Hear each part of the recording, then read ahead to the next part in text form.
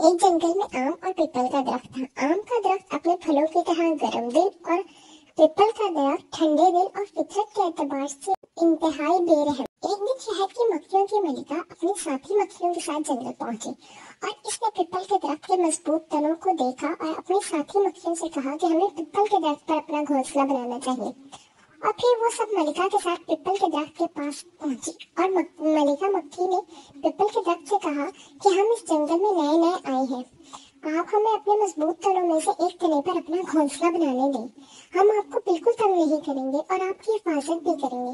लेकिन पीपल ने साफ साफ मना कर दी। उसने कहा कि इस जंगल में और भी बहुत से दरख्त हैं, तुम इन पर जाकर अपना घोंसला बना लो, मुझे तंग मत करो। आम का दरख्त इनकी सारी बातें सुन रहा था। कहने लगा कि पीपल तुम इन्हें अपना घोंसला बनाने दो। जिस पर पीपल ने आम के दरख्त से कहा कि तुम्हें इनकी इतनी फिक्र है तो तुम खुद पर इन्हें अपना घोंसला बनाने दो। आम ने इनसे कहा कि मक्खी बहन ऐसा करे, आप मुझ पर अपना घोंसला बनाना। और फिर मक्खियों ने आम के दरख्त पर अपना घोंसला बना लिया। ऐसे ही दिन गुजरते गए कि कुछ दिनों बाद दो लकड़हारे जंगल में आए और वो आपस में बातें कर रहे थे।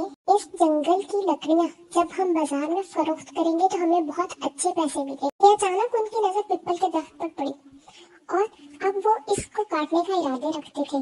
जैसे ही वो पीपल के दरख्त को काटने लगे तो आम के दरख्त ने मक्खियों से कहा कि आप पीपल के दरख्त की मदद करें। और वो सब मक्खियाँ इकट्ठी हुई और लकड़हारों के पास पहुंच गई। कुछ मक्खियाँ लकड़हारों के पैरों पर और कुछ के बाजुओं पर काटने लगी, जिसकी वजह से वो बहुत बुरी तरह चीखते चिल्लाते वहां से भाग गया। और फिर पीपल के दरख्त ने बहुत शर्मिंदा होकर मक्खियों से माफी मांगी और आम के दरख्त से अहद किया कि वो आइंदा कभी खुद पर गरूर नहीं करेगा और सबकी मदद करेगा। इस कहानी से हमें ये सबक मिलता है कि हमें कभी किसी चीज का फख्र नहीं करना चाहिए।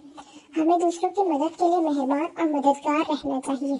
Watching friends, don't forget to like, share and subscribe my channel because your support encourages me to make more amazing videos for you. Thank you.